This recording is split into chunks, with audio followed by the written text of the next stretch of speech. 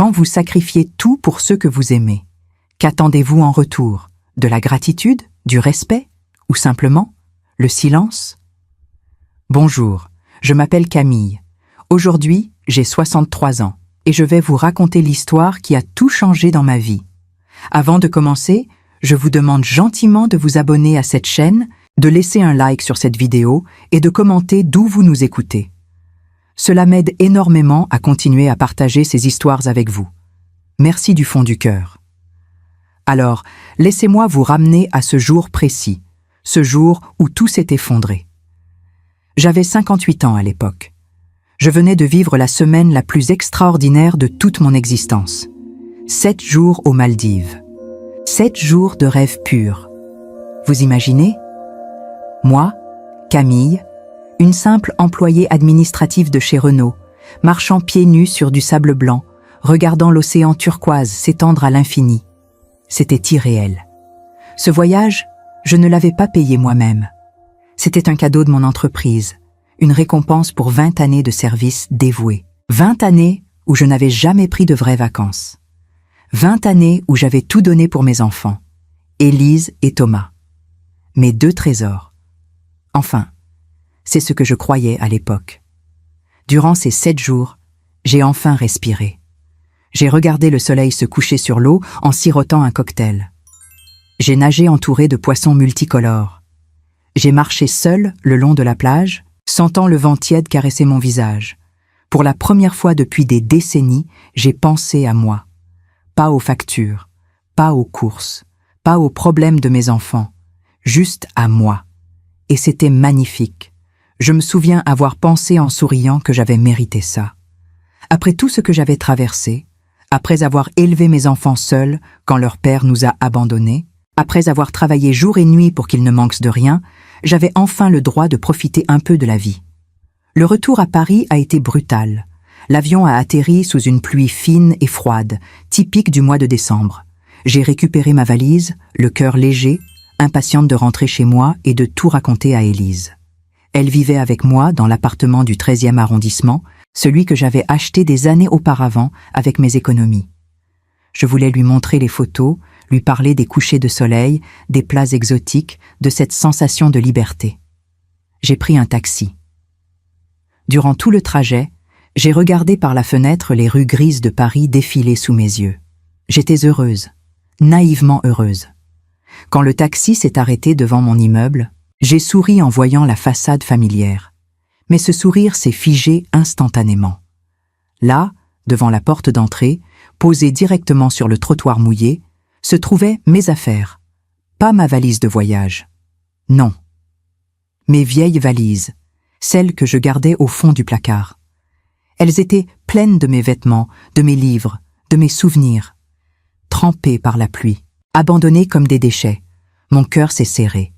Je suis sortie du taxi, les jambes tremblantes, et j'ai approché lentement.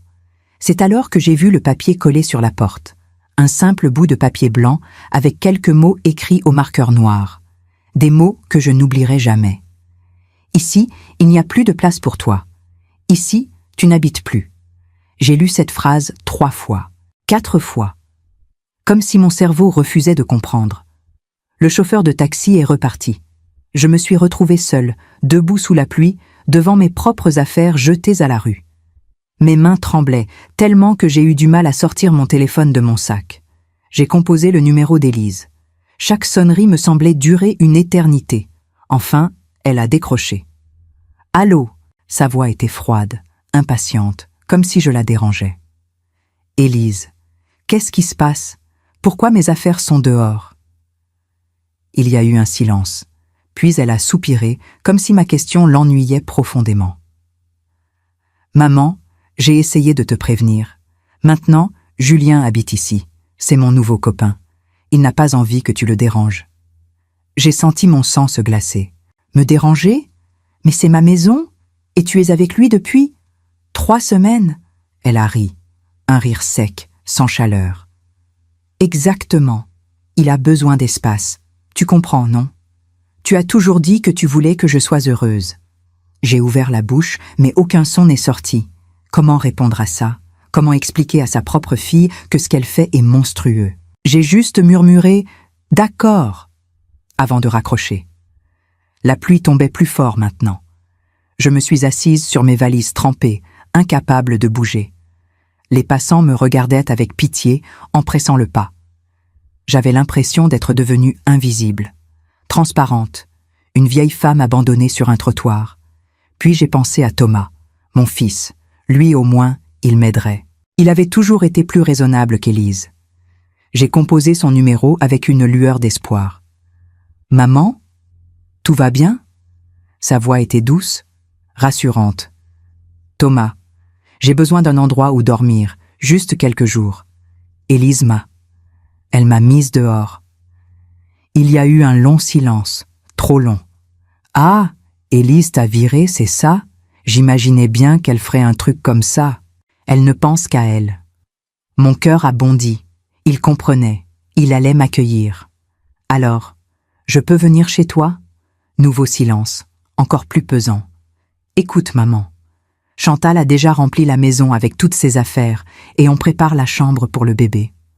On est en pleine rénovation. » J'ai senti les larmes monter. « Thomas, s'il te plaît. » Puis il a lâché la phrase.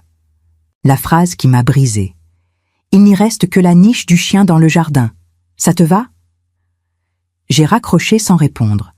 Je suis restée là, assise sur mes valises, sous la pluie battante, pleurant en silence. Mes 2 enfants, ceux pour qui j'avais tout sacrifié, ceux pour qui j'avais renoncé à ma jeunesse, à mes rêves, à ma vie. Ils venaient de me jeter comme une vieille chose inutile. La niche du chien.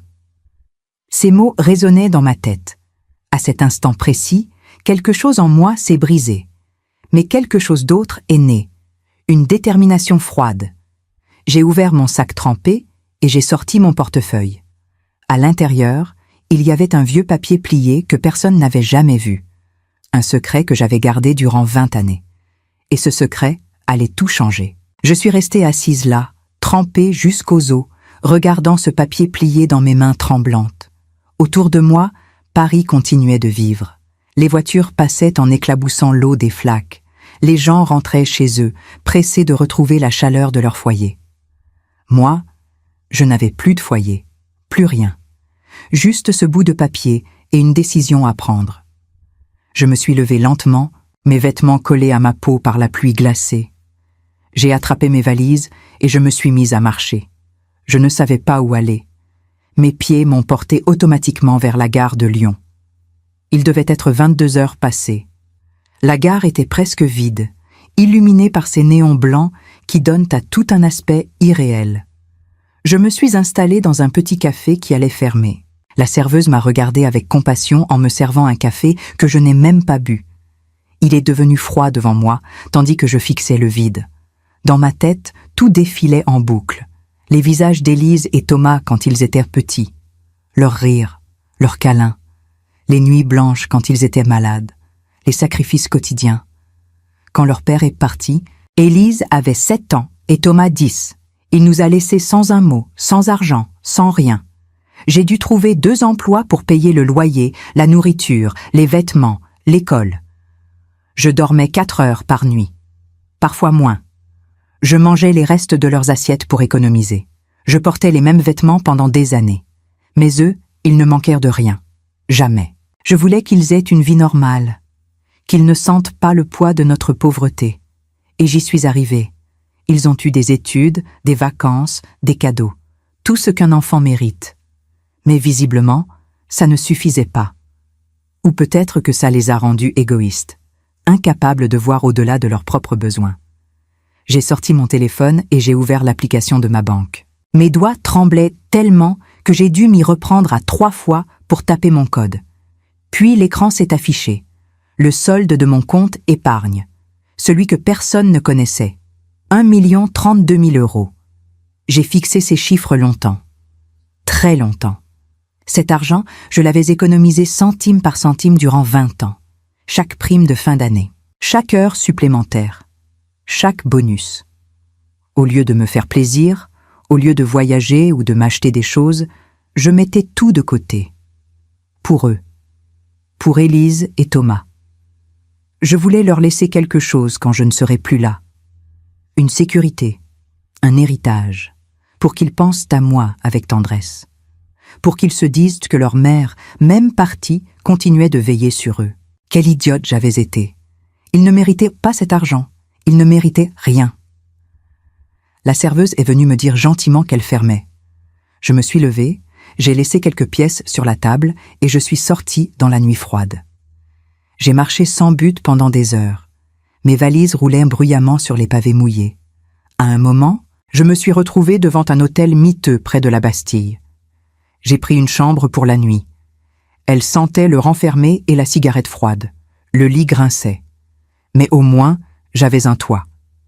Je me suis allongée tout habillée, incapable de dormir. Mon esprit tournait à plein régime. Et c'est là, dans cette chambre sordide, que j'ai pris la décision la plus importante de ma vie. Je n'allais pas mourir misérable et seule en attendant que mes enfants réalisent leur erreur. J'allais vivre, pour moi, vraiment vivre. Le lendemain matin, j'ai pris une douche brûlante dans cette salle de bain minuscule. Je me suis habillée proprement. J'ai séché mes cheveux. Je me suis regardée dans le miroir fissuré. J'avais l'air épuisé, les yeux rouges, les traits tirés. Mais il y avait quelque chose de nouveau dans mon regard. Une détermination que je ne me connaissais pas. J'ai quitté l'hôtel et je me suis rendue directement dans une agence immobilière près de Châtelet. C'était une petite agence avec des affiches de maisons dans la vitrine. Je suis entrée. Un homme d'une 50aine d'années, costume gris, m'a accueilli avec un sourire professionnel. Il s'appelait Monsieur Bertrand.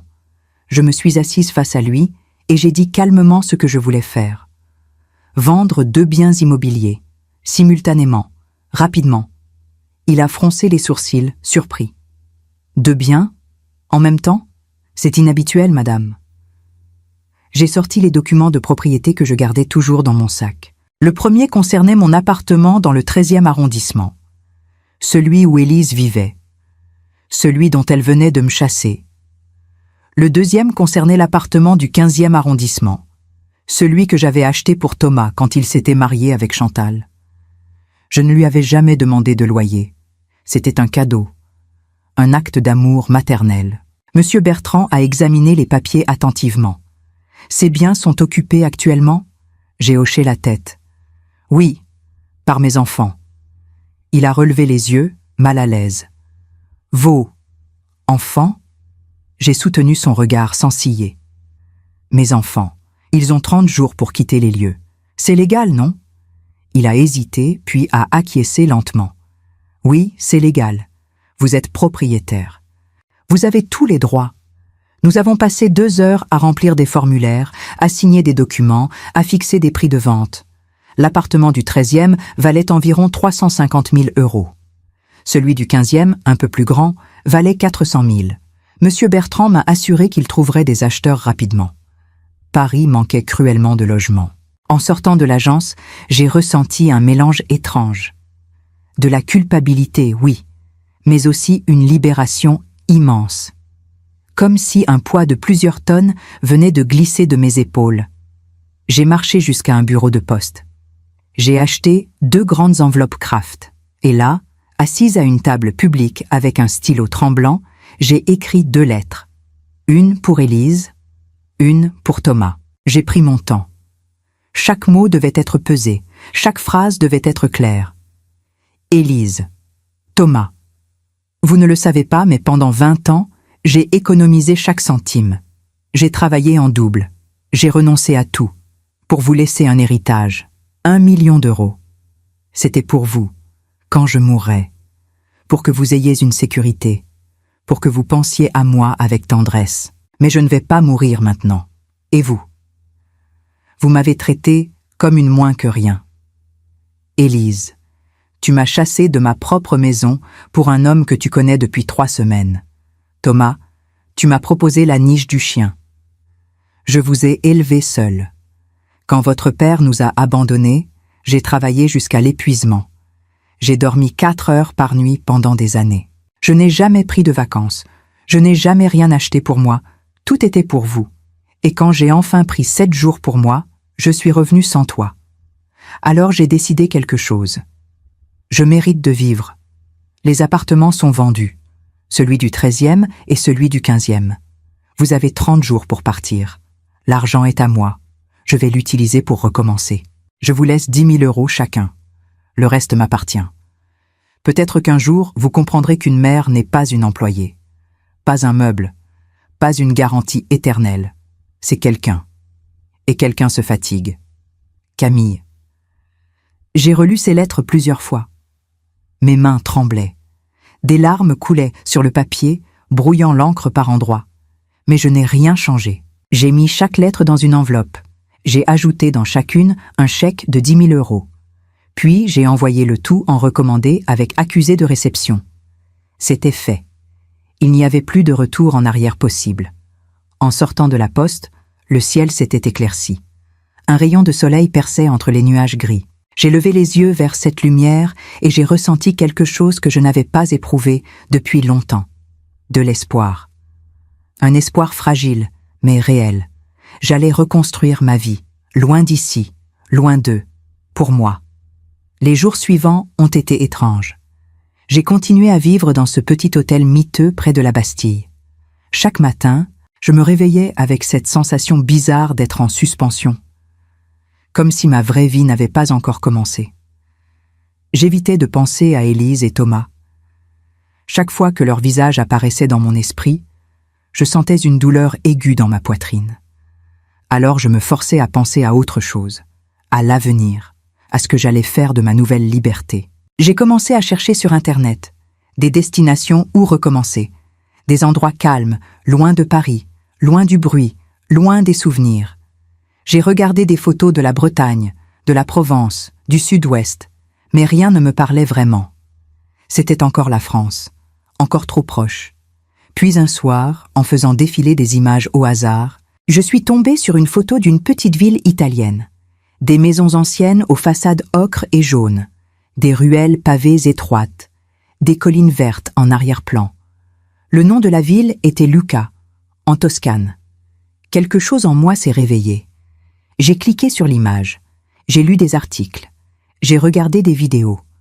Lucca semblait être un endroit hors du temps, une ville paisible où les gens vivaient simplement, où personne ne me connaîtrait, où je pourrais être juste Camille, pas la mère abandonnée, pas l'employé dévoué, juste moi. J'ai passé la nuit entière à chercher des informations.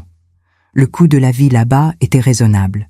On pouvait acheter une petite maison avec jardin pour moins de 300 000 €. Le climat était doux, les gens accueillants. Plus je lisais, plus je me sentais attirée. C'était comme si cette ville m'appelait. Le lendemain matin, j'ai pris ma décision. J'allais partir en Italie, pour de bon. Je n'allais pas attendre. Je n'allais pas hésiter. J'ai acheté un billet de train pour Lucca. Départ dans 3 jours. Aller simple. Pendant ces 3 jours, j'ai liquidé le peu d'affaires qui me restait. J'ai vendu ou donné presque tout. Je ne voulais rien emporter de mon ancienne vie. Juste quelques vêtements, quelques photos de moi enfant avec mes parents disparus et ce fameux papier plié dans mon portefeuille. Le reste pouvait brûler. Le 3e jour, j'ai reçu un appel de Monsieur Bertrand, l'agent immobilier. Il avait trouvé des acheteurs pour les 2 appartements. Des offres solides. Les ventes pourraient être finalisées rapidement. J'ai accepté sans poser de questions. Tout allait très vite maintenant. Comme si l'univers entier conspirait pour que je parte. J'ai également reçu les confirmations de réception des lettres recommandées. Élise avait signé pour la sienne. Thomas aussi. Il savait maintenant. Il savait tout. Je n'ai pas vérifié mon téléphone. Je savais qu'ils allaient essayer de m'appeler, de me supplier, de me culpabiliser. Mais je ne voulais pas entendre leur voix. Pas encore. Peut-être jamais. Le jour du départ est arrivé. Je me suis levée tôt. J'ai fait ma valise une dernière fois. Une seule petite valise. Tout ce qui restait de 58 années de vie. J'ai quitté l'hôtel et je me suis dirigée vers la gare de Lyon. Le train partait à 10 heures. J'étais en avance. Je me suis assise sur un banc en attendant l'ouverture des portes. Autour de moi, les gens couraient dans tous les sens. Des familles, des couples, des voyageurs solitaires. Chacun avait sa propre destination, sa propre histoire. Et moi, j'avais enfin la mienne. Quand l'annonce du départ a retenti, je me suis levée. J'ai marché vers le quai. J'ai monté dans le wagon. Je me suis installée près de la fenêtre. Et quand le train a commencé à bouger, j'ai regardé Paris s'éloigner lentement. Les immeubles gris, les rues animées, ma vie entière qui disparaissait derrière moi. Attendez, avant de continuer, je voudrais vous demander quelque chose rapidement. Si vous appréciez cette histoire, n'oubliez pas de vous abonner et de mettre un like. Cela m'aide vraiment beaucoup. Merci. Le voyage a duré plusieurs heures. J'ai traversé la France, puis la frontière italienne. Les paysages changeaient progressivement. Les champs plats laissaient place à des collines douces. Le ciel devenait plus lumineux. L'air semblait plus léger. Je ne parlais à personne. Je restais là, le front contre la vitre froide, regardant défiler ce nouveau monde. À un moment, une vieille dame assise en face de moi m'a souri gentiment. Elle avait des yeux pétillants et des mains ridées qui tenaient un livre. Elle m'a demandé en italien où j'allais. J'ai répondu dans mon italien approximatif que j'allais à Lucca. Elle a hoché la tête avec approbation. Bella città, molto tranquilla. Une belle ville, très calme. C'est exactement ce dont j'avais besoin. Du calme, de la paix. Un endroit où respirer sans avoir peur. Quand le train est arrivé à Lucca, il faisait déjà nuit. Mais même dans l'obscurité, je pouvais sentir que cet endroit était différent. L'air sentait bon, un mélange de pierres anciennes et de végétation. Les lumières des réverbères créaient une atmosphère chaleureuse. Je suis sortie de la gare avec ma petite valise. J'avais réservé une chambre dans une pension de famille pour quelques nuits. Le temps de trouver quelque chose de permanent. La propriétaire de la pension s'appelait Signora Elena, une femme ronde avec un sourire immense et une voix forte.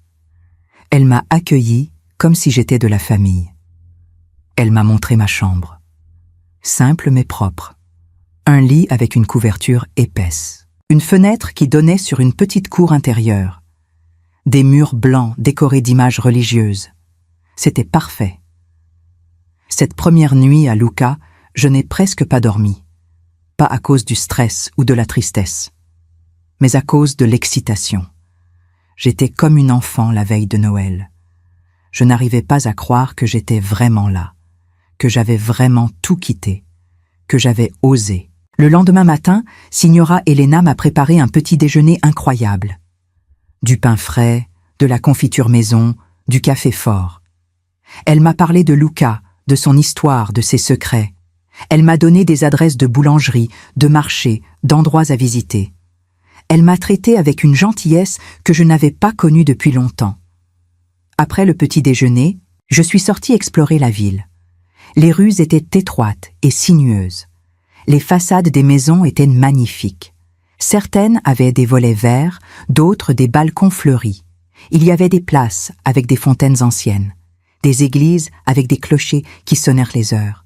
J'ai marché pendant des heures, sans but précis, juste pour sentir, pour absorber, pour me laisser porter par cette nouvelle vie. À un moment, je me suis arrêtée dans un petit café sur une place ensoleillée. Il s'appelait Café del Mura. J'ai commandé un espresso. La serveuse m'a souri chaleureusement en me servant. Je me suis assise à une table dehors, malgré la fraîcheur de l'air. Le soleil tapait doucement sur mon visage. J'ai fermé les yeux. Et pour la première fois depuis longtemps, j'ai ressenti quelque chose qui ressemblait à du bonheur. Pas un bonheur éclatant. Juste une sensation douce. Une paix intérieure.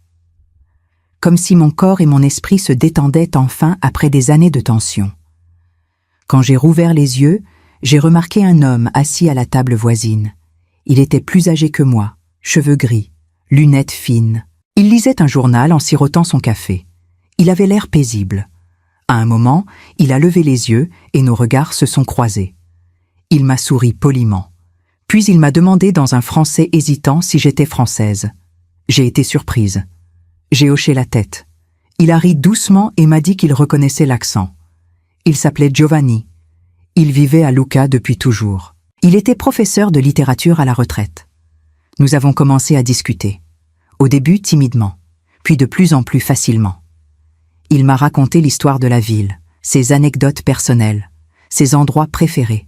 Je lui ai dit que je venais d'arriver, que je cherchais un endroit où vivre. Il m'a regardé avec curiosité mais sans jugement. comme s'il comprenait qu'il y avait une histoire derrière mon arrivée soudaine. Mais il n'a pas posé de questions indiscrètes.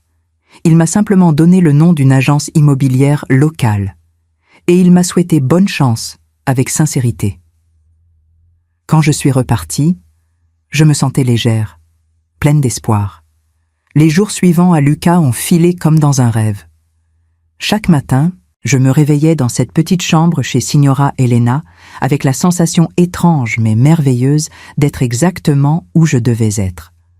Je prenais mon petit déjeuner avec elle dans sa cuisine remplie d'odeurs de café et de pain chaud. Elle me parlait en italien, lentement, pour que je comprenne.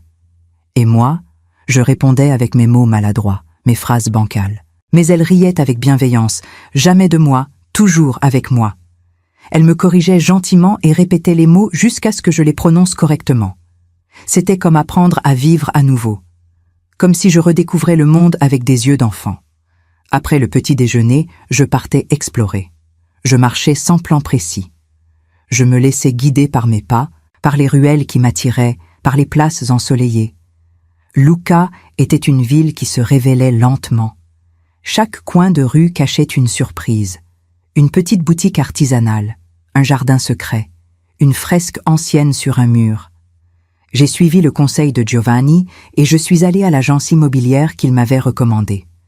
Elle se trouvait près de la Piazza Anfiteatro, cette place magnifique construite sur les ruines d'un amphithéâtre romain. L'agent s'appelait Signor Marco, un homme maigre avec une moustache fine et des gestes précis.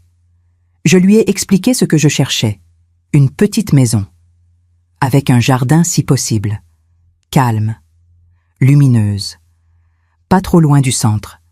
Il a hoché la tête en prenant des notes. Puis il m'a montré plusieurs annonces. Des photos de maisons aux volets colorés, avec des terrasses couvertes de glycine, des jardins pleins d'oliviers et de citronniers. Mon cœur s'est mis à battre plus vite. Tout cela semblait irréel, comme si je feuilletais un magazine de rêve. Mais c'était réel, c'était possible. J'avais l'argent, j'avais la liberté, j'avais le droit de choisir ma propre vie maintenant. Signor Marco m'a emmené visiter 3 maisons ce jour-là. La première était trop grande, la deuxième trop sombre, mais la troisième. Oh, la troisième. Quand je suis entrée dans cette maison, j'ai su immédiatement. C'était elle. Elle se trouvait à la périphérie de Lucca, dans un quartier tranquille bordé d'arbres. Une petite construction en pierre avec un toit de tuiles rouges. 2 chambres. Une cuisine avec une cheminée. Un salon avec de grandes fenêtres qui donnaient sur un jardin sauvage, rempli de lavande et de romarin. Les murs étaient épais, frais en été, chauds en hiver. Le sol était en terre cuite usée par le temps. Tout était simple, authentique, apaisant. J'ai marché dans chaque pièce lentement. J'ai touché les murs. J'ai regardé par les fenêtres. J'ai imaginé ma vie ici. Mes matins tranquilles. Mes soirées avec un livre.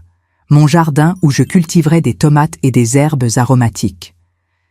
Signor Marco me regardait avec un petit sourire. Il savait déjà que j'avais décidé. Je lui ai demandé le prix. 280 000 €. C'était parfait. J'ai dit oui sur place. Il a semblé surpris. Les gens réfléchissaient généralement plusieurs jours avant d'acheter une maison. Mais moi, je n'avais pas besoin de réfléchir. Cette maison m'attendait. Nous sommes retournés à l'agence. J'ai signé une offre d'achat. J'ai versé un acompte. Signor Marco m'a assuré que tout serait finalisé rapidement, en quelques semaines maximum. En sortant de l'agence, je me suis arrêtée au milieu de la rue. J'ai levé les yeux vers le ciel bleu de Toscane.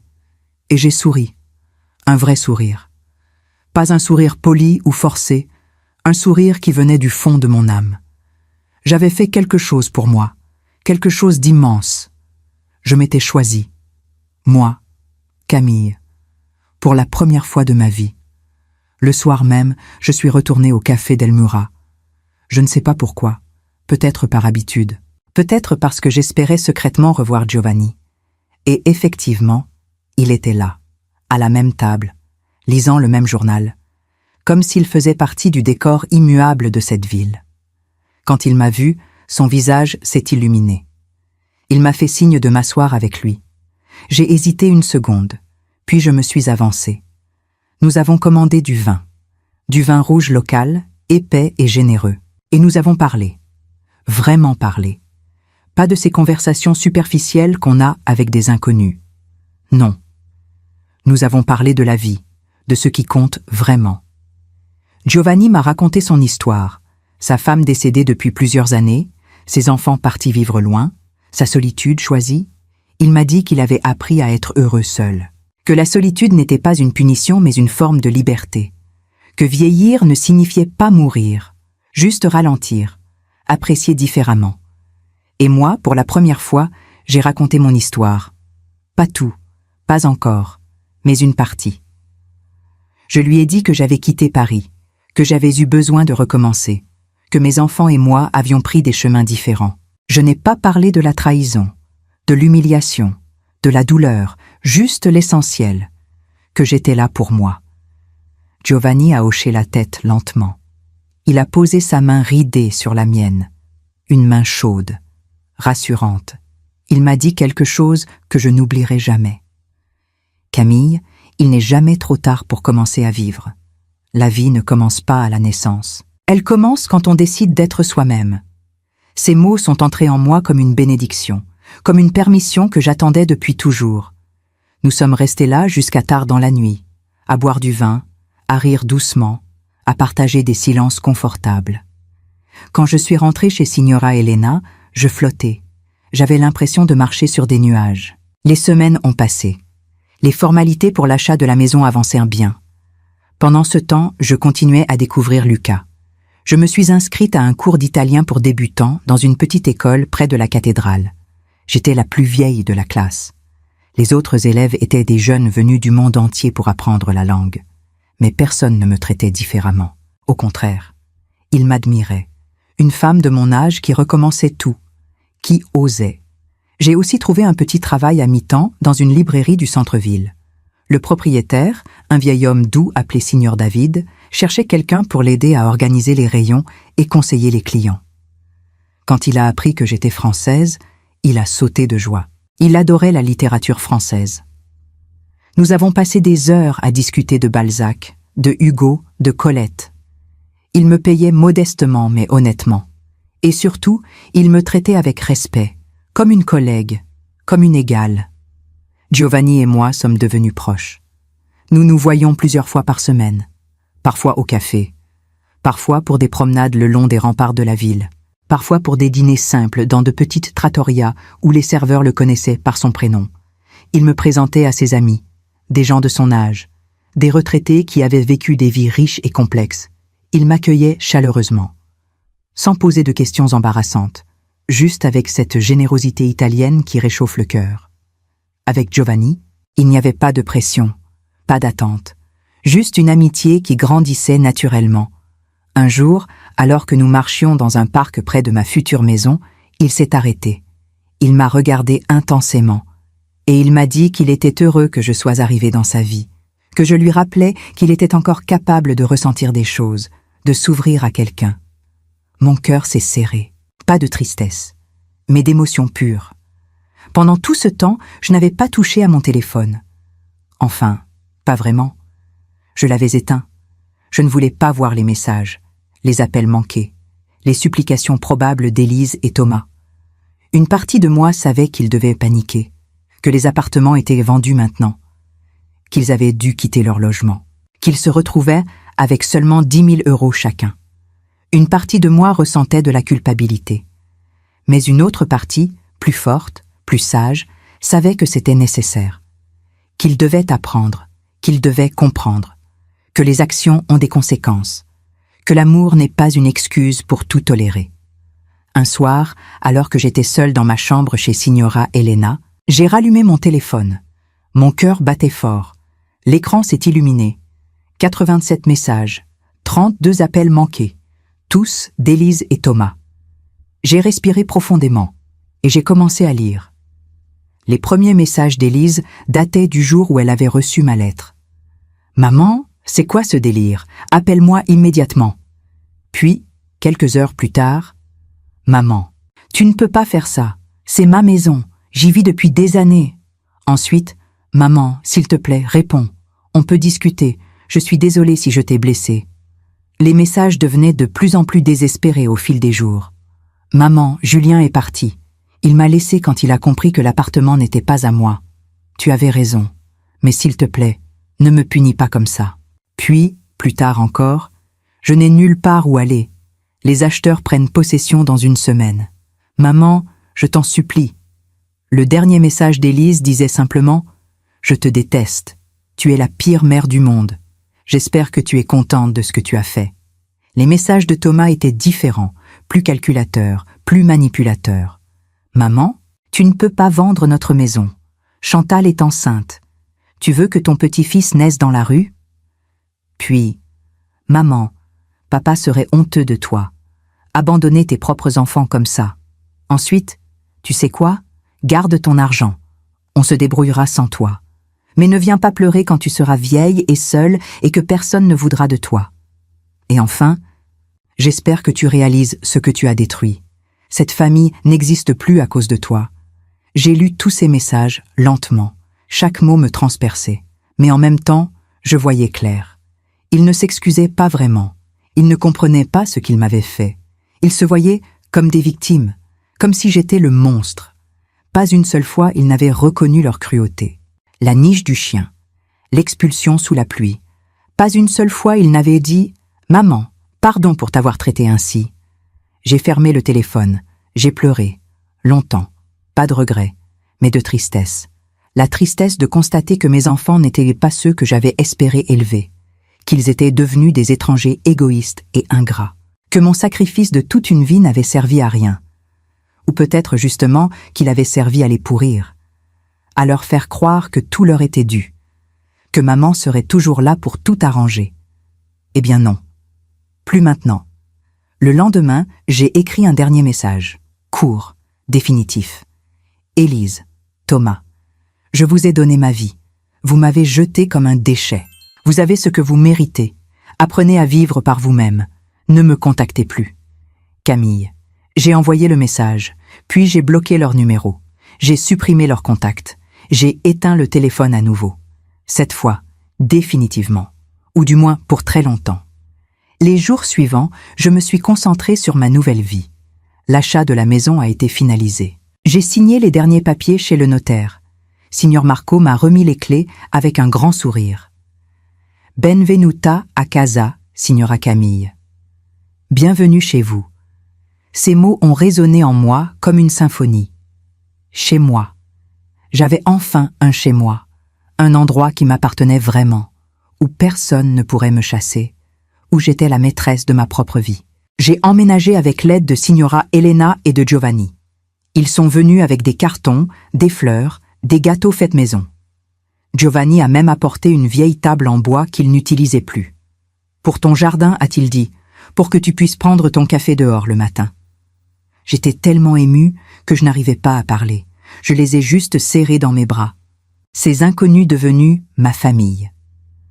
Les premières semaines dans ma maison ont été magiques.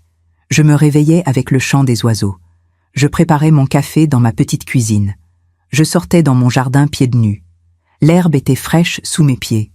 L'air sentait la lavande et le citron.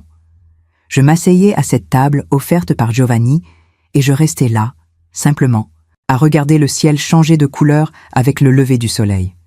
Je n'avais jamais connu une telle paix, une telle plénitude.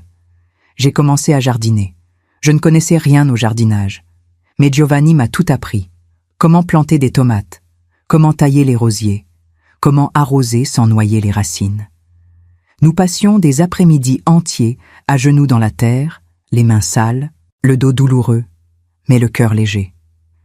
Il me racontait des histoires de son enfance, de sa Toscane natale, de ses parents paysans. Et moi, petit à petit, je lui racontais la mienne, la vraie, celle que je n'avais jamais dite à personne.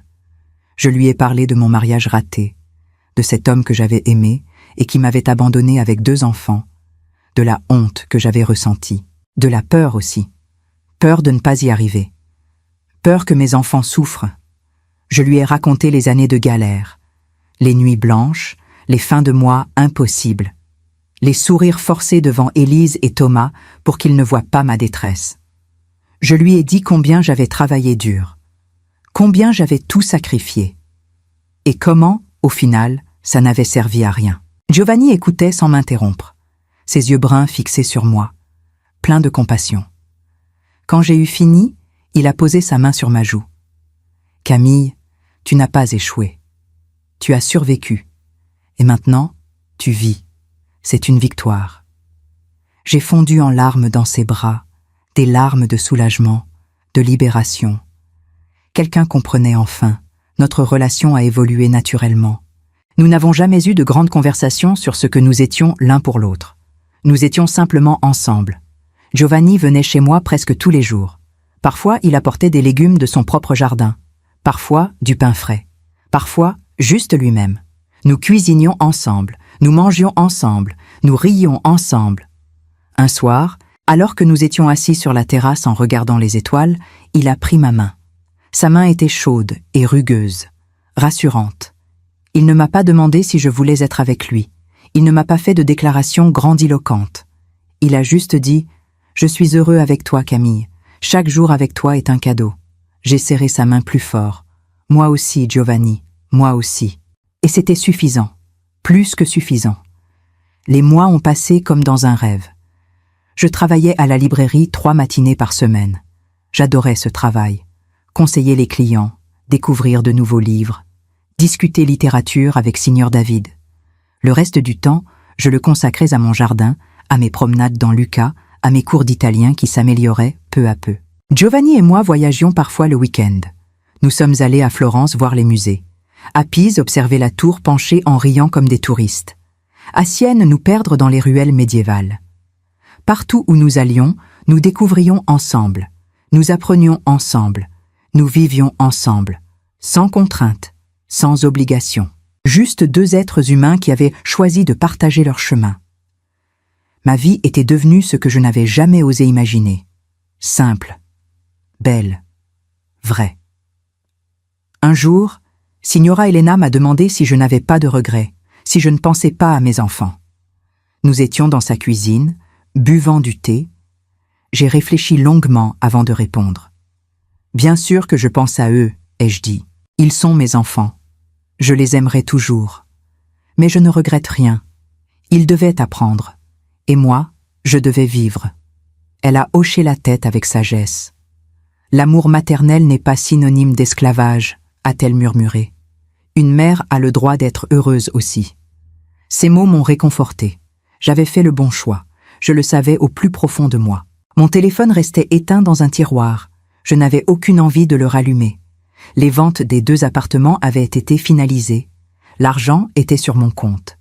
J'avais encore plus de 700 000 €. De quoi vivre confortablement jusqu'à la fin de mes jours. Je n'avais besoin de rien d'autre. Giovanni m'a demandé un jour si je voulais l'épouser. Nous étions au marché, achetant des fruits. La question m'a surprise. Je l'ai regardé, interloqué. Il a souri doucement. Pas pour le mariage en lui-même, juste pour que tu saches que je suis sérieux, que tu n'es pas un passe-temps, que tu es ma compagne, ma partenaire, ma vie. J'ai réfléchi, puis j'ai secoué la tête en souriant. Giovanni, je n'ai pas besoin de papier pour savoir ce que nous sommes. Restons libres. Restons nous-mêmes. Il a ri. Tu as raison. Les papiers ne changent rien à l'amour. Et nous avons continué nos courses, main dans la main, comme si de rien n'était. Ma vie était parfaite ainsi, sans complications, sans attaches inutiles, juste de l'authenticité, de la sincérité, de la joie pure. Pour la première fois de mon existence, j'étais heureuse, vraiment heureuse, et personne ne pouvait me reprendre ça. La vie à Lucca s'installait doucement dans une routine apaisante, une routine que je n'aurais jamais cru possible. Chaque matin, je me levais avec le soleil. Je préparais mon café dans cette petite cuisine qui sentait bon la pierre ancienne et le bois. Je sortais sur ma terrasse avec ma tasse fumante et je m'asseyais à cette table que Giovanni m'avait offerte. Le jardin s'éveillait avec moi. Les oiseaux chantaient. Les abeilles bourdonnaient déjà autour des lavandes. L'air était doux, parfumé. J'avais planté des tomates qui poussaient généreusement, des courgettes, des herbes aromatiques. Chaque légume que je récoltais me remplissait d'une fierté enfantine. Moi qui n'avais jamais eu le temps de jardiner à Paris. Moi qui courais toujours après le temps. Maintenant, j'avais tout le temps du monde. Et ce temps m'appartenait entièrement. Giovanni passait presque tous les jours. Il arrivait en milieu de matinée avec son sourire tranquille et ses mains pleines de cadeaux. Un bouquet de fleurs sauvages, des figues fraîches de son jardin. Parfois, juste un journal qu'il voulait partager avec moi. Nous prenions un autre café ensemble. Nous discutions de tout et de rien. De politique italienne que je commençais à comprendre. De littérature, de philosophie, de la vie tout simplement. Giovanni était un homme cultivé. Il avait passé sa vie à enseigner. Il connaissait par cœur Dante, Léopardi, Pavese. Il me lisait des poèmes en italien et je m'efforçais de comprendre. Parfois, je n'y arrivais pas. Alors, il traduisait, lentement, avec patience. Sa voix grave et chaleureuse faisait vibrer les mots. Je l'écoutais les yeux fermés. Je me sentais vivante, pleinement vivante. Nous passions des après-midi entiers dans le jardin. Lui m'apprenait à tailler les rosiers, à reconnaître les mauvaises herbes, à comprendre les saisons de chaque plante. J'étais une élève appliquée. J'absorbais tout, chaque information, chaque conseil, comme si je rattrapais des décennies perdues, des décennies où je n'avais fait que travailler et survivre. Maintenant, je vivais, je créais, je cultivais. Et ces gestes simples, ces mains dans la terre, cette sueur sur mon front, tout cela avait un sens profond que je n'avais jamais ressenti auparavant. Giovanni me regardait souvent avec tendresse. Il me disait que j'avais des mains de jardinière, que j'étais faite pour cette vie, que je rayonnais. Et c'était vrai. Je le sentais. Je rayonnais de l'intérieur, comme si une lumière longtemps éteinte s'était rallumée. Les soirées étaient mes moments préférés. Giovanni et moi cuisinions ensemble. Il m'apprenait les recettes toscanes traditionnelles, la ribollita, la papa al pomodoro, les piccicaccio et pepe, des plats simples mais délicieux. Faits avec des ingrédients frais et locaux, nous achetions tout au marché, les légumes, le fromage, l'huile d'olive pressée à la main. Giovanni connaissait tous les producteurs, il me présentait à chacun d'eux, Signor Antonio qui vendait les meilleures tomates, Signora Lucia avec ses fromages de brebis, le jeune Marco et son miel doré. Il m'accueillait avec chaleur. Il me demandait comment j'allais, si je m'habituais à la vie italienne, si j'étais heureuse. Et je répondais toujours oui. Oui, je suis heureuse, plus que je ne l'ai jamais été. Après le dîner, nous nous installions sur la terrasse avec un verre de vin rouge. Le ciel de Toscane devenait rose, puis orange, puis violet. Les étoiles apparaissaient une à une. Nous restions là sans parler pendant de longs moments, juste à écouter le silence. Ce silence n'était pas vide, il était plein, plein de paix, de sérénité, de compréhension mutuelle.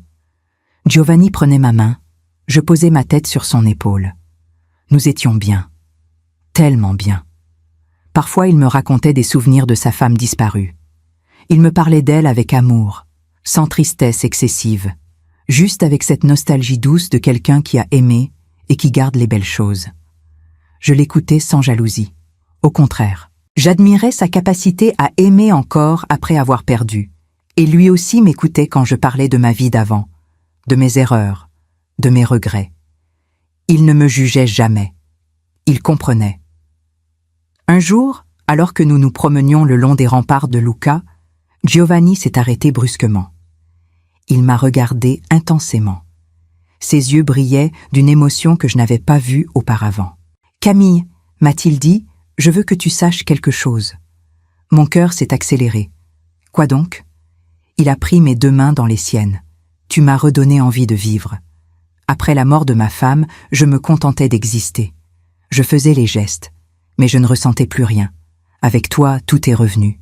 La joie, l'excitation, l'envie de me lever le matin. Tu es un cadeau. J'ai senti les larmes monter. Des larmes heureuses. Giovanni, toi aussi tu es un cadeau. Tu m'as montré qu'il n'était pas trop tard, que je pouvais encore être aimée, que je méritais d'être aimée. Nous nous sommes embrassés là, sur ces vieux remparts, avec la ville étalée en contrebas et le soleil couchant qui nous enveloppait de sa lumière dorée. Mon italien s'améliorait de jour en jour. Je parlais maintenant couramment avec les commerçants, avec mes collègues de la librairie, avec mes nouveaux amis, Car oui, j'avais des amis, Signora Elena bien sûr, mais aussi d'autres personnes. Maria, une femme de mon âge qui venait souvent à la librairie. Nous avions commencé à prendre le café ensemble. Elle était veuve, elle vivait seule dans une grande maison. Nous partagions nos histoires, nos solitudes passées, nos joies présentes. Il y avait aussi Franco, le voisin, un homme bourru mais au grand cœur. Il m'apportait des légumes de son potager. En échange, je lui prêtais des livres. Nous avions développé cette petite routine sympathique. Et puis, il y avait tous les habitués de la librairie. Ces lecteurs passionnés qui venaient chercher des conseils, qui revenaient me remercier, qui m'invitaient parfois à des événements culturels. Ma vie sociale était riche, authentique, loin des obligations factices de Paris. Un après-midi, alors que je travaillais à la librairie, une jeune femme est entrée. Elle devait avoir la trentaine. Elle regardait les rayons avec cette expression perdue des gens qui cherchent quelque chose sans savoir quoi exactement. Je me suis approché. « Posso aiutarla ? Puis-je vous aider ?» Elle m'a souri timidement. « Oui, merci. Je cherche un livre pour ma mère. Elle est malade. Je voudrais quelque chose qui lui remonte le moral. » J'ai réfléchi. Puis j'ai pris un livre de poésie d'Alda Merini, une poétesse italienne qui avait traversé la folie et la souffrance pour en faire de la beauté. Celui-ci, ai-je dit, il parle de résilience, de renaissance, de la capacité à trouver la lumière même dans l'obscurité. La jeune femme a feuilleté le livre. Ses yeux se sont remplis de larmes. C'est parfait. Merci. Vraiment. En la regardant partir, j'ai pensé à mes propres enfants. Me cherchait-il encore ? Pensait-il à moi ? Avait-il compris ? Ces questions me traversaient parfois. Mais elles ne me hantaient plus. J'avais fait mon deuil. Le deuil de la relation que j'avais espérée avec Élise et Thomas. Le deuil de la famille parfaite que je n'aurais jamais. Mais en échange, j'avais trouvé autre chose. Une paix intérieure, une liberté, un amour vrai et respectueux avec Giovanni, des amitiés sincères, une vie qui avait du sens. Ma vie, pas celle que les autres attendaient de moi, pas celle que je croyais devoir vivre pour être une bonne mère. Non, ma propre vie, authentique, imparfaite, belle. Je me regardais dans le miroir le matin et je ne reconnaissais presque plus la femme d'avant, celle qui était revenue tremper des Maldives pour trouver ses affaires sur le trottoir. Cette femme brisée avait disparu. À sa place, il y avait moi, Camille. Une femme de 60 ans qui souriait, qui riait, qui aimait, qui vivait. Giovanni m'a emmené un week-end dans un petit village de montagne. Un endroit isolé avec une vue spectaculaire sur les vallées toscanes. Nous avons loué une chambre dans une auberge familiale. Le soir, nous avons dîné sur une terrasse surplombant les collines. Le ciel était incroyablement étoilé. On voyait la Voie lactée. Giovanni m'a montré les constellations. La Grande Ourse, Cassiopée, Orion. Je les regardais, émerveillé comme une enfant. « Tu sais, m'a dit Giovanni, les étoiles sont des soleils lointains. Chacune d'elles pourrait avoir des planètes, des vies, des histoires. » J'ai souri. « Comme nous. » Il a hoché la tête. « Exactement comme nous. Nous sommes une petite histoire dans l'immensité de l'univers. Mais c'est notre histoire. Et elle compte. Nous sommes restés là jusqu'à tard dans la nuit, enveloppés dans des couvertures, serrés l'un contre l'autre, regardant l'infini. De retour à Lucca, j'ai reçu une lettre. Une vraie lettre papier. Elle venait de France. Mon cœur s'est serré en voyant l'enveloppe. Je l'ai posée sur la table. Je l'ai regardée pendant plusieurs minutes sans oser l'ouvrir. Giovanni était avec moi. Il a vu mon trouble. « Tu veux que je reste ? Ou que je parte ?» m'a-t-il demandé doucement. « Reste, s'il te plaît. » J'ai ouvert l'enveloppe avec des mains tremblantes. C'était une lettre de Thomas. Son écriture était maladroite, hésitante. Je me suis assise et j'ai commencé à lire. « Maman, je ne sais pas si tu liras cette lettre. Je ne sais même pas si tu veux encore entendre parler de moi. Mais il fallait que je t'écrive. Chantal a accouché. C'est une fille. Nous l'avons appelée Camille. Comme toi. Je voulais que tu saches. Je voulais aussi te dire que j'ai compris. Pas tout de suite. Mais maintenant, oui. J'ai compris ce que nous t'avons fait. La niche du chien. Ces mots me hantent. Je ne peux pas croire que je t'ai dit ça. Maman, Je suis désolé, vraiment désolé. J'ai continué à lire à travers mes larmes. Nous avons dû recommencer de zéro, avec les 10 000 euros que tu nous as laissés. Nous avons loué un petit appartement. Chantal a repris le travail. Moi aussi. Nous nous débrouillons. C'est dur, très dur, mais je réalise maintenant tout ce que tu as fait pour nous. Toutes ces années où tu t'es sacrifié. Et nous, on n'a rien vu. On a tout pris pour acquis. Élise aussi a compris. Elle m'a appelé. Elle pleure souvent. Elle regrette. Elle voudrait te parler. Mais elle a peur que tu la détestes. Maman, nous ne te demandons pas de revenir. Nous ne te demandons pas de nous pardonner. Nous savons que nous ne le méritons pas. Nous voulions juste que tu saches, que nous avons compris, que tu nous manques, que notre fille portera ton nom, en espérant qu'un jour, peut-être, tu voudras la connaître. Ton fils qui t'aime, Thomas. J'ai posé la lettre, j'ai pleuré. Giovanni m'a prise dans ses bras sans rien dire. Il m'a juste tenue. Longtemps. Très longtemps. Quand je me suis calmée, je lui ai lu la lettre. Il a écouté attentivement. Puis il m'a demandé ce que je ressentais. Je ne sais pas, ai-je murmuré. Je suis triste. En colère encore un peu, mais aussi soulagée. Soulagée qu'ils aient compris, qu'ils grandissent enfin. Giovanni a hoché la tête. Et que vas-tu faire? J'ai regardé par la fenêtre. Mon jardin, ma maison, ma vie. Rien pour l'instant. J'ai besoin de temps, de digérer tout ça. Peut-être qu'un jour je leur répondrai. Peut-être que je rencontrerai ma petite fille. Mais pas maintenant. Pas tout de suite. Giovanni m'a embrassé sur le front. Prends ton temps. Tu as le droit. Les semaines suivantes ont été étranges. La lettre de Thomas restait posée sur ma table de chevet. Je la relisais parfois, surtout le passage où il parlait de sa fille. Ma petite fille, Camille, porteur mon nom. Cette pensée me bouleversait à chaque fois.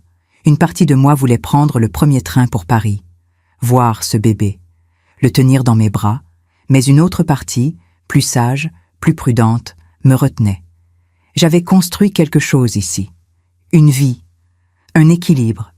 Était-ce sage de tout remettre en jeu pour des enfants qui m'avaient tant blessé, même s'ils regrettaient maintenant? Giovanni sentait mon trouble. Il ne me pressait jamais. Il me laissait réfléchir. Mais il était là. Toujours là. Présent. Solide comme un roc. Un soir, alors que nous dînions chez lui, il m'a posé la question directement. « Tu veux retourner à Paris, n'est-ce pas ?»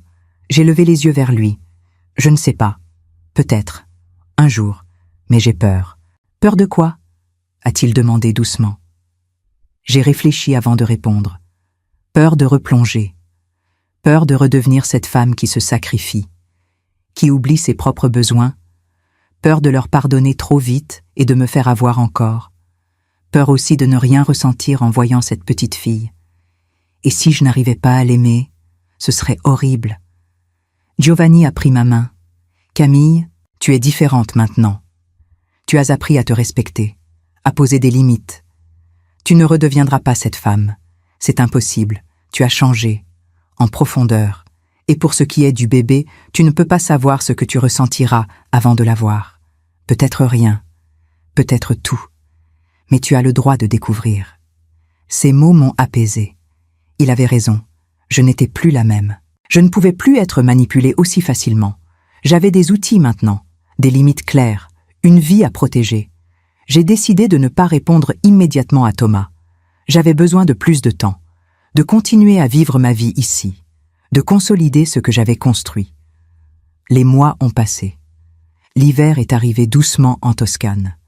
Les journées raccourcissaient. Les températures baissèrent légèrement. Mais c'était un hiver doux comparé à Paris.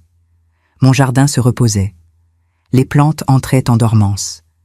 Giovanni et moi passions plus de temps à l'intérieur. Devant la cheminée, à lire, à écouter de la musique, à cuisiner des plats réconfortants. Nous avons célébré Noël ensemble, juste nous deux. Un repas simple, des bougies, des cadeaux modestes mais choisis avec soin.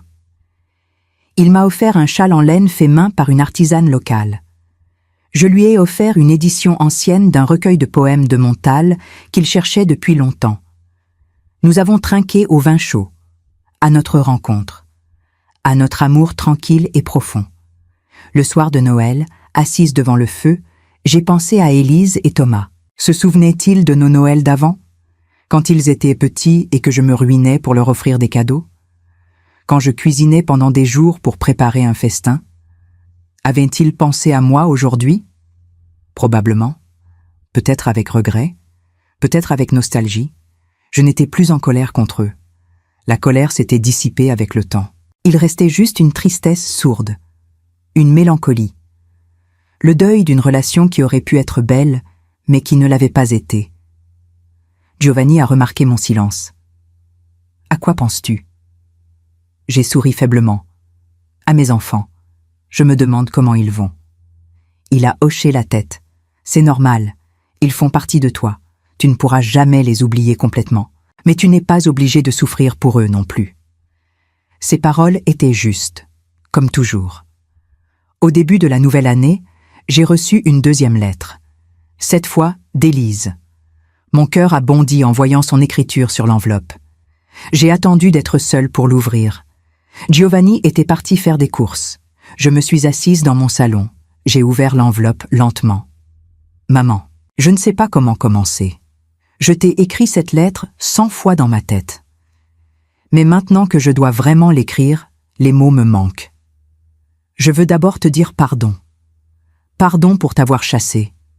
Pardon pour t'avoir traité comme si tu ne comptais pas. Pardon pour avoir choisi un homme que je connaissais à peine plutôt que toi. Julien est parti dès qu'il a su que l'appartement n'était pas à moi. Il n'en avait rien à faire de moi. Il voulait juste un endroit où vivre gratuitement.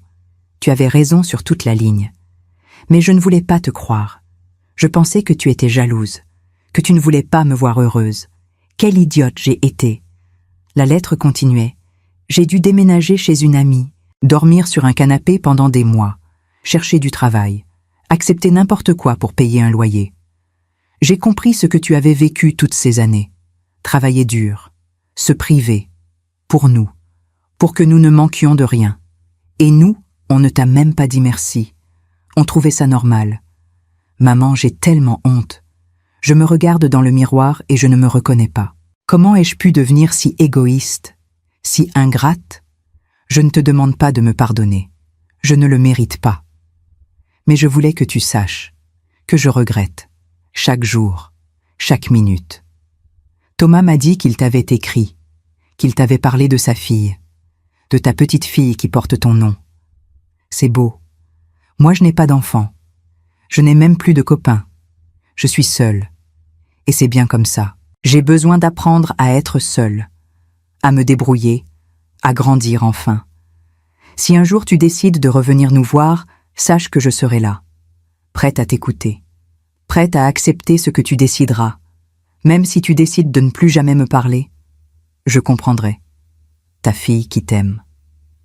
Élise. J'ai pleuré en lisant cette lettre, pas des larmes de joie, ni même de tristesse, des larmes complexes, mélangées. Élise avait compris, vraiment compris. Elle avait grandi, elle assumait ses erreurs. C'était plus que ce que j'avais espéré.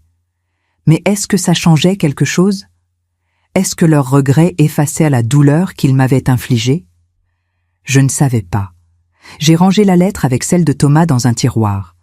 Je les relirai plus tard, quand j'aurai la force.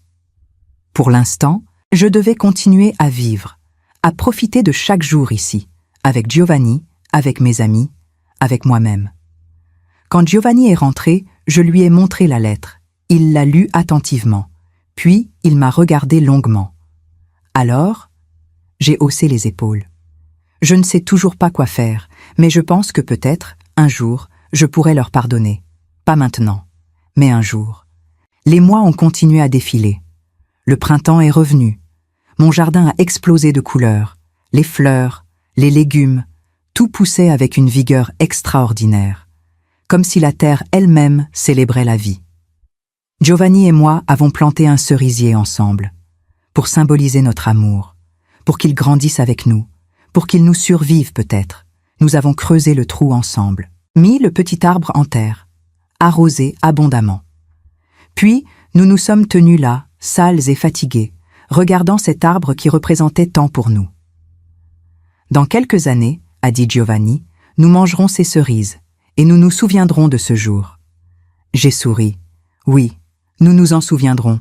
C'était une promesse d'avenir, quelque chose que je n'avais pas eu depuis longtemps.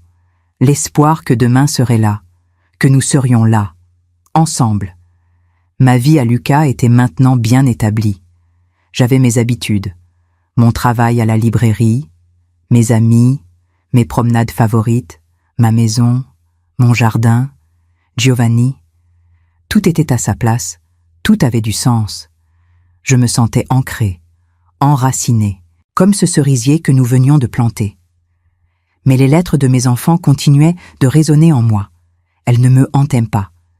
Elles étaient juste là, présentes, rappelant que ma vie d'avant existait encore, que mes enfants existaient encore, qu'ils avaient changé, peut-être. Un soir, alors que Giovanni et moi dînions sur la terrasse, je lui ai dit quelque chose qui me trottait dans la tête depuis des semaines. « Giovanni, je pense que je vais leur répondre. » Il a levé les yeux de son assiette. « Vraiment ?» J'ai hoché la tête. « Oui, pas pour leur dire que tout est pardonné, mais pour leur dire que je suis vivante, que je vais bien, que j'ai refait ma vie et que peut-être, dans quelques années, nous pourrons nous revoir, mais à mes conditions. » Giovanni a souri. « C'est sage. Tu dois leur montrer que tu n'es plus celle qu'ils ont connue, que tu as changé, que tu as des limites maintenant. » J'ai pris sa main. « Tu m'as tellement aidé, tu sais. Sans toi, je ne serais peut-être jamais arrivé à ce stade. Tu m'as montré ce qu'était l'amour vrai, le respect, la considération. » Il a porté ma main à ses lèvres. « Non, Camille, c'est toi qui as fait le travail. Moi, j'étais juste là. Tu avais la force en toi depuis toujours. Tu ne le savais pas, mais maintenant tu le sais. Cette nuit-là, j'ai écrit 2 lettres, une pour Thomas, une pour Élise, courtes, claires, sans animosité mais sans faiblesse non plus. Je leur disais que j'avais reçu leurs lettres, que j'appréciais leurs excuses, que je comprenais qu'ils avaient grandi, mais que j'avais besoin de temps encore, que j'avais refait ma vie en Italie, que j'étais heureuse, que peut-être, dans quelques années, nous pourrions nous revoir, mais que pour l'instant, je devais continuer à vivre pour moi. Je leur souhaitais bonne chance. Je leur disais que je les aimais encore, mais différemment, avec distance, avec protection. J'ai posté ces lettres le lendemain. En sortant de la poste, je me suis sentie libérée. Comme si un poids s'était envolé. J'avais fait ce que je devais faire, le reste ne dépendait plus de moi. J'ai marché dans les rues de Lucca avec un sentiment de paix profonde. Les touristes commençaient à arriver avec le printemps. Ils photographiaient tout, émerveillés par la beauté de cette ville. Et moi, j'avais la chance d'y vivre, de faire partie de cette beauté, de ces ruelles anciennes, de cette histoire millénaire. J'étais chez moi, vraiment chez moi. Giovanni m'attendait au café. Il avait commandé 2 expressos. Nous les avons bu en silence. Un silence complice. Puis il m'a demandé si j'avais envie de partir en voyage, peut-être en Sicile, découvrir une autre facette de l'Italie. J'ai souri. Oui, j'aimerais beaucoup. Et nous avons commencé à planifier, à rêver, à imaginer, comme un couple normal, comme des gens qui ont toute la vie devant eux. Parce que c'était vrai, nous avions toute la vie devant nous, et nous allions en profiter, pleinement, intensément, librement. Plusieurs années ont passé depuis ce jour où j'ai posté mes lettres. Plusieurs années de paix, de bonheur tranquille, de vie authentique. Je suis maintenant à un âge où beaucoup de gens se contentent d'attendre la fin. Mais pas moi. Chaque jour est une découverte. Chaque matin est un cadeau. Giovanni et moi avons voyagé. Nous sommes allés en Sicile comme prévu. Nous avons exploré Palerme, Taormina, Syracuse. Nous avons mangé des arancini sur des places brûlantes de soleil. Nous avons nagé dans des eaux turquoises. Nous avons ri, beaucoup ri. Nous sommes aussi allés à Venise, à Rome, à Naples, partout où nos envies nous portaient, sans contrainte, sans obligation. Juste 2 personnes qui profitaient de chaque instant. Mon italien est devenu fluide. Je pense même parfois en italien maintenant. Je lis des livres italiens sans difficulté. Je discute politique avec les habitués du café. Je me sens italienne presque autant que française. La librairie est devenue une 2e maison. Signor David a vieilli. Il me confie de plus en plus de responsabilités. Je gère les commandes. J'organise des rencontres avec des auteurs, des clubs de lecture. La librairie est devenue un lieu vivant, un lieu de rencontre et d'échange. Les clients me connaissent. Ils me demandent conseil. Ils me racontent leur vie, leurs problèmes, leurs joies. Je suis devenue une figure du quartier, Camille la Française, celle qui a tout quitté pour recommencer. Mon histoire circule, elle inspire. Des femmes viennent me parler, des femmes malheureuses, coincées dans des situations difficiles. Elles me demandent comment j'ai fait. Comment j'ai trouvé le courage? Je leur réponds toujours la même chose. Le courage ne vient pas d'un coup. Il se construit, petit à petit, décision après décision. Et un jour, on se réveille et on réalise qu'on est libre, vraiment libre. Giovanni et moi vivons toujours séparément, chacun dans sa maison. Mais nous passons presque tout notre temps ensemble. C'est un équilibre qui nous convient parfaitement. Nous avons notre indépendance, notre espace personnel. Mais nous partageons tout le reste. Les repas, les promenades, les voyages, les silences, les rires. Notre amour n'a pas besoin de papier, ni de cohabitation forcée. Il existe, c'est suffisant. Le cerisier que nous avons planté ensemble a grandi. Il a donné ses premières cerises cette année. Nous les avons mangées ensemble. Sucrées, parfaites, un symbole de ce que nous avons construit. Quelque chose qui pousse, qui dure, qui porte des fruits. Giovanni plaisante souvent en disant que cet arbre nous survivra, qu'il sera notre héritage, notre trace dans ce monde. Je trouve cette idée belle. Nous ne laissons peut-être pas d'enfants derrière nous, mais nous laissons cet arbre, ces souvenirs, cet amour. Mes enfants et moi avons échangé quelques lettres au fil des années. Jamais beaucoup, jamais trop. Juste assez pour maintenir un lien fragile.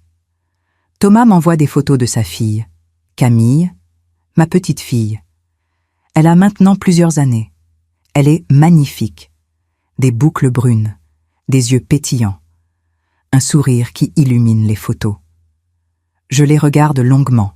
Je ressens quelque chose, de la tendresse, de la curiosité, mais pas cette envie dévorante de la voir immédiatement, pas ce besoin urgent de faire partie de sa vie.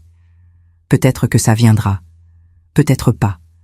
J'accepte cette incertitude. Élise m'écrit aussi. Elle me raconte sa vie. Elle a trouvé un travail stable. Elle vit seule. Elle dit qu'elle apprend à s'aimer, à se suffire. Je suis fière d'elle. Même de loin. Même sans être présente physiquement. Elle a grandi. Enfin. Ils ont tous les deux grandi. Un jour, Thomas m'a appelé. C'était la première fois que j'entendais sa voix depuis des années. Mon cœur s'est serré en voyant son nom s'afficher. J'ai hésité avant de décrocher, puis j'ai répondu « Allô ?» Sa voix était différente, plus mature, plus posée. « Maman, c'est Thomas. Ne raccroche pas, s'il te plaît. » Je suis restée silencieuse. « Je sais que tu as besoin de temps. Je respecte ça. Mais je voulais te dire quelque chose d'important. » J'ai attendu. « Maman, je voulais te dire merci. Merci de nous avoir forcés à grandir, à nous débrouiller. Je sais que tu ne l'as pas fait par méchanceté. Tu l'as fait parce que c'était nécessaire. Et tu avais raison. Nous étions des enfants gâtés, des adultes immatures. Maintenant nous sommes différents. Nous avons compris. Et je voulais juste que tu saches que je ne t'en veux pas. Au contraire, je t'admire. » J'ai senti les larmes monter. « Merci Thomas. Merci de me dire ça. » Il a continué. « Et je voulais te demander quelque chose. Pas maintenant, mais peut-être un jour. Est-ce que tu accepterais de rencontrer ta petite fille? Pas pour revenir dans nos vies à plein temps, juste pour qu'elle te connaisse, pour qu'elle sache qu'elle a une grand-mère extraordinaire. » J'ai réfléchi longuement avant de répondre. Giovanni me regardait. Il me tenait la main, me donnait sa force. « Thomas, je ne sais pas. Peut-être. Un jour. Mais pas tout de suite. J'ai besoin de continuer à vivre ma vie ici, à protéger ce que j'ai construit. Tu comprends ?» Il a soupiré. « Oui, maman. Je comprends. Et je respecte. Prends tout le temps dont tu as besoin. Nous serons là. Quand tu seras prête. Si tu es prête un jour. » Nous avons raccroché peu après. J'ai pleuré dans les bras de Giovanni, des larmes mélangées, de tristesse, de soulagement, de fierté aussi. Fierté que mes enfants aient enfin compris, qu'ils respectent mes limites, qu'ils aient grandi. C'était tout ce que j'avais espéré. Peut-être même plus. Giovanni m'a bercé doucement. « Tu as bien fait, Camille. Tu as gardé ta dignité, tes limites. C'est courageux. » J'ai hoché la tête contre sa poitrine. J'espère que je ne le regretterai pas. Il a souri. « Tu ne regretteras rien. Parce que tu vis selon tes propres termes. C'est la seule façon de vivre vraiment. » Les saisons ont continué à défiler. Chaque année apportait son lot de changements, de petites évolutions. Signor David a pris sa retraite complète. Il m'a proposé de racheter la librairie. J'ai accepté avec joie et émotion. La librairie était maintenant la mienne. Mon projet, mon bébé. Je l'ai réaménagé légèrement. Ajouté un coin café, organisé plus d'événements. Elle est devenue un lieu encore plus vivant, encore plus chaleureux. Les gens venaient non seulement pour acheter des livres, mais pour se retrouver, pour discuter, pour partager. J'étais fière de ce que j'avais créé, de ce petit royaume de papier et d'encre. Giovanni continuait à venir chaque jour. Il s'asseyait dans son fauteuil préféré près de la fenêtre. Il lisait, il observait, il me souriait quand nos regards se croisaient. Notre amour n'avait pas faibli. Au contraire, il s'était approfondi, enrichi. Nous nous connaissions par cœur maintenant, nos habitudes, nos silences, nos petites manies, et nous nous aimions encore plus pour tout ça. Un jour, en plein été, j'ai pris une décision importante. J'ai décidé qu'il était temps de revoir mes enfants. Pas pour revenir en arrière, mais pour clore un chapitre, pour en ouvrir un nouveau peut-être. J'en ai parlé à Giovanni. Il m'a encouragée. « C'est le bon moment, Camille. Tu es prête, tu es forte, tu sais qui tu es. Tu ne perdras pas ça en les revoyant. » J'ai écrit à Thomas et Élise.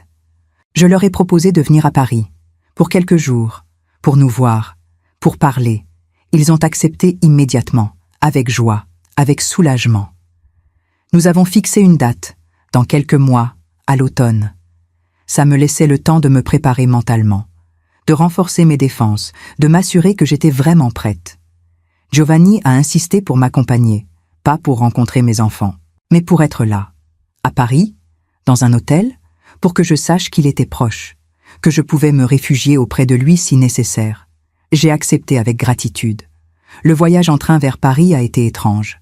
Je n'étais pas revenue depuis mon départ, des années auparavant. Je regardais le paysage défiler, les collines toscanes laissant place aux plaines françaises. Mon cœur battait vite. J'étais nerveuse, excitée, inquiète, tout à la fois. Giovanni tenait ma main. Il ne disait rien. Il était juste là, présent, comme toujours. Quand le train est entré en gare de Lyon, j'ai reconnu cette atmosphère parisienne, cette agitation, ce bruit, ces odeurs. C'était familier et étranger à la fois. Nous avons pris un taxi jusqu'à notre hôtel, un petit établissement charmant dans le Marais. Giovanni s'est installé pendant que je me préparais. Je m'étais donné rendez-vous avec Thomas et Élise dans un café neutre, pas chez eux, pas chez moi, un terrain neutre où nous pourrions parler calmement, sans la charge émotionnelle d'un lieu chargé de souvenirs. J'ai mis une robe simple mais élégante. Je me suis maquillée légèrement. Je me suis regardée dans le miroir. J'étais différente de la femme qui était partie, plus sereine, plus affirmée, plus moi-même.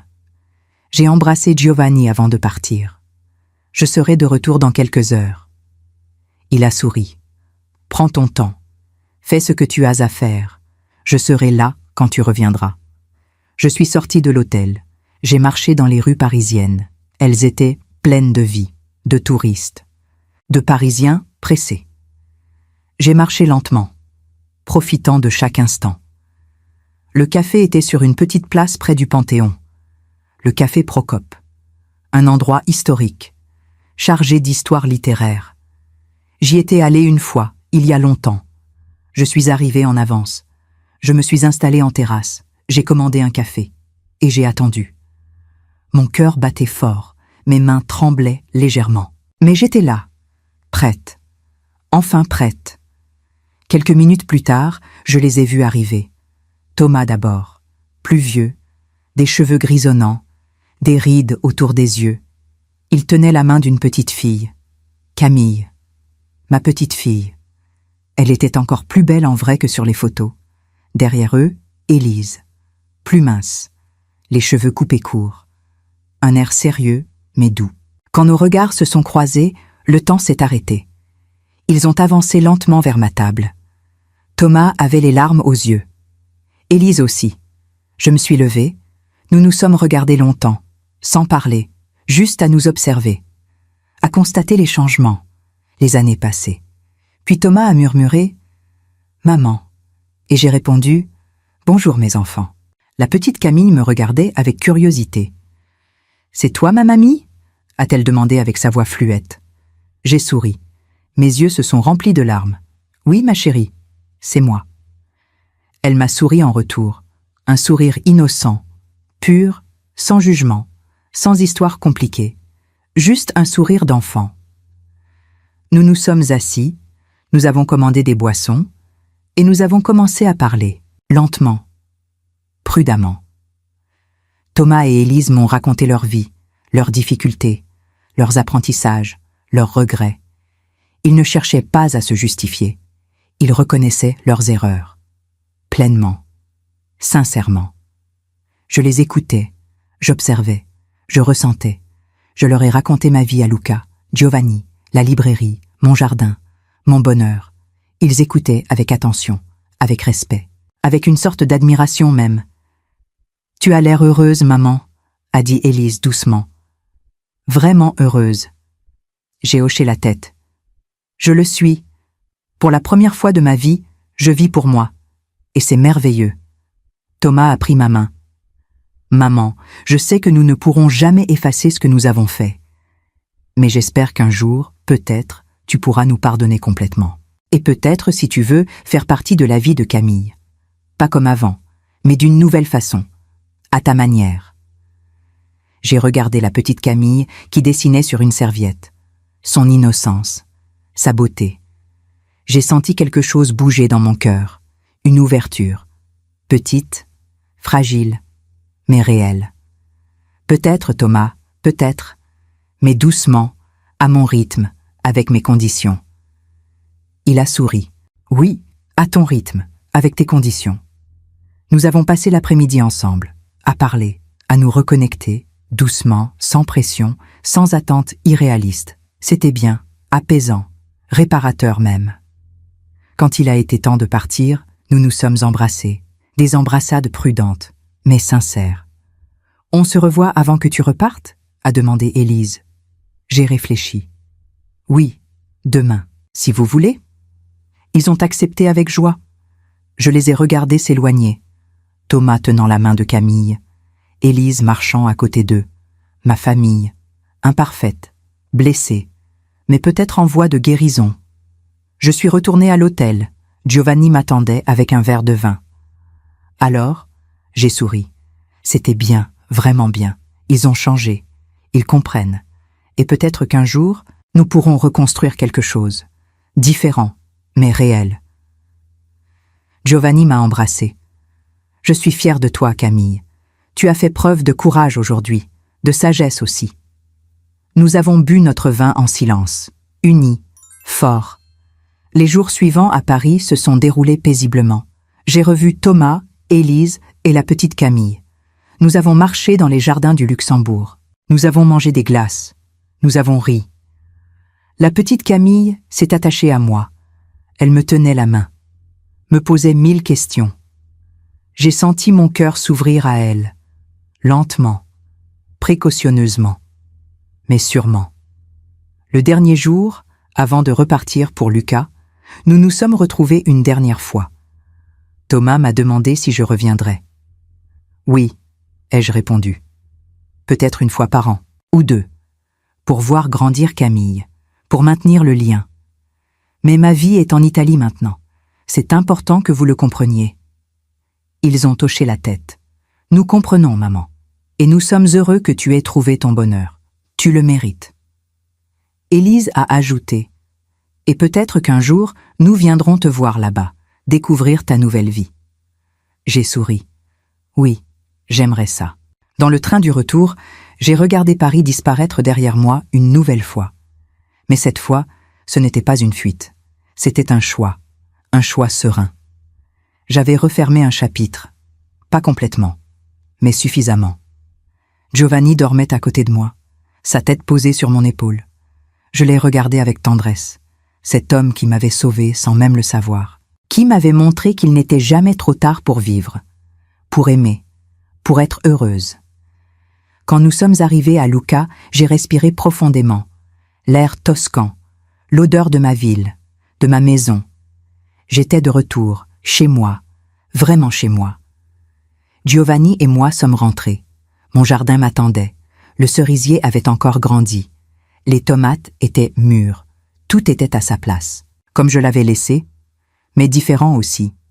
Plus riche, plus plein, parce que j'étais différente. Plus riche, plus pleine. Aujourd'hui, à 63 ans, je regarde en arrière sans regret. J'ai fait ce que je devais faire. J'ai choisi de vivre, pour moi. Et ça a tout changé. Mes enfants et moi avons une relation maintenant, pas parfaite, mais honnête, respectueuse, basée sur des limites claires, sur une compréhension mutuelle. Je vois ma petite fille 1 ou 2 fois par an. C'est suffisant, c'est bien.